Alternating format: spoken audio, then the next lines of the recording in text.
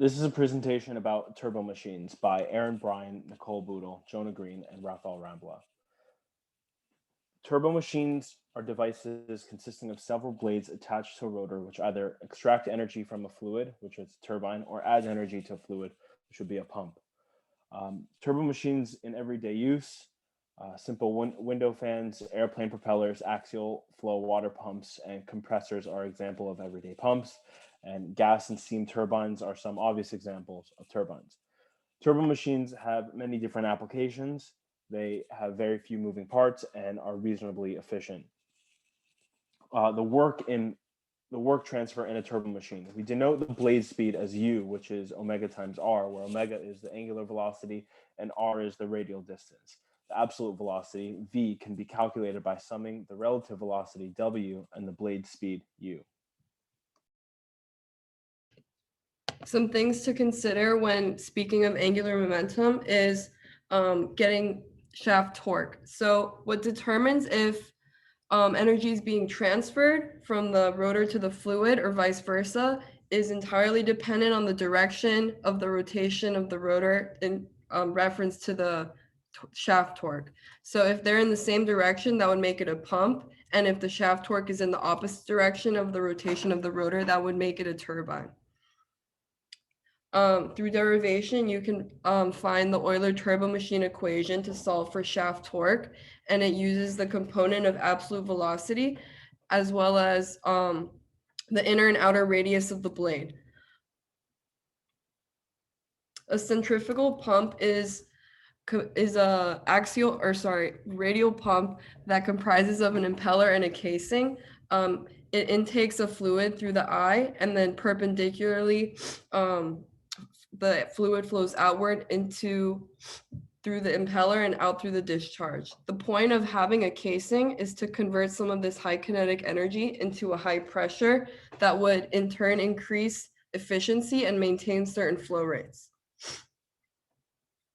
Some ways to quantify a pump's performance would be through calculating head, which is for a given pressure, the elevation that the number of feet or distance a pump can elevate a fluid vertically. And it accounts for ideal head, which would include no head loss, which is almost entirely due to friction losses through the pipes. You can also see the power gained by the fluid, as well as the efficiency. A net positive suction head is a calculation that takes into account the vapor pressure of the fluid. This is because cavitation can occur at low pressures towards the inlet of the pump, and that can sometimes cause the fluid to boil. So to avoid this, you account for this, and it's really important because cavitation can cause your pump to entirely either be inefficient, overheat, or be destroyed through vibrations and shock.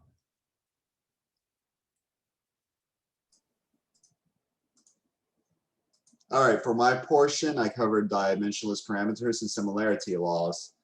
Now, this part of turbos involves the R&D and the analysis of how the machine operates. And the most popular equation state or mathematical equation would be the flow coefficient, CQ. And the main proponent of CQ tends to be the angular velocity, because if angular velocity were to be altered in any way, that the flow, the head, and the work shaft will all change radically. For example, flow is directly proportional to the new angular velocity, whereas head is squarely proportional and the work produced is cubically proportional. And what happens generally in R&D is impellers of different diameters are frequently used in the same casing, which contradicts the equation states and often makes them completely void. However, in most applications, that propellers within 20% difference of size will maintain some respect to the derived mathematical relations, or otherwise the mathematical relations are no longer in effect. And efficiency, such as specific speeds, are often used as a dimensionless parameter to find the maximum efficiency of different shaped pumps. And suction specific speeds are also the same analysis as specific speeds, but for the suction side of the pump. And the efficiency tends to favor small pumps, as small pumps tend to have less blade area and less shaft area for viscous effects and friction to occur. And the most common type of pumps are axial flow, centrifugal, and mixed flow pumps. Axial flow pumps are popular for where large changes in head are needed with minimal effects of flow rate. For example, if an irrigation pump is to pump water across a field, large areas that want to be covered do not want to be saturated in water, otherwise the crop will fail. Their specific speeds tend to be in excess of over 9,000. Centrifugal pumps tend to be smaller and tend to look like a box fan where the fan runs across the R coordinate. They provide large changes in flow rates while providing minimal changes in head, and their specific speeds tend to be under 2,200. Mixed flow pumps tend to be moderate in the sense that moderate changes in head will produce moderate changes in the flow rate. And their specific speeds tend to be in between that to axial flow and centrifugal pump, of course, 4,000 to 9,000. And on this display, we will see the different shaped pumps and how they affect. And we see that the specific speed increases as we approach the axial flow, while the flow rate stays the same.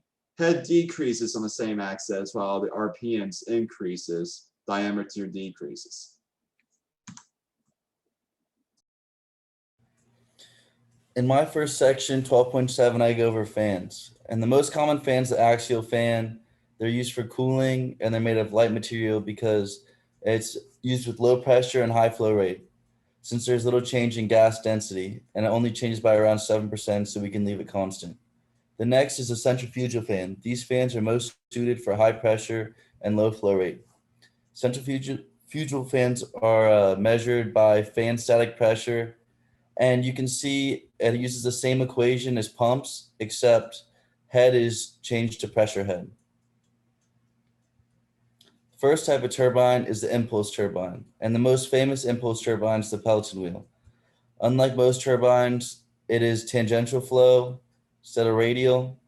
In the Pelton wheel, the speed of the water doesn't change as it goes over the buckets, so the change in direction of velocity is what causes it to rotate and is what causes the torque. We can solve for torque and power by using the components and then plugging them into the general equation below. And it's cool how when the turbine is stopped, it has the maximum torque, but there's no power generated when it is stopped. The last turbine is the reaction turbine. The reaction turbine is best suited for high flow rate and low head situations.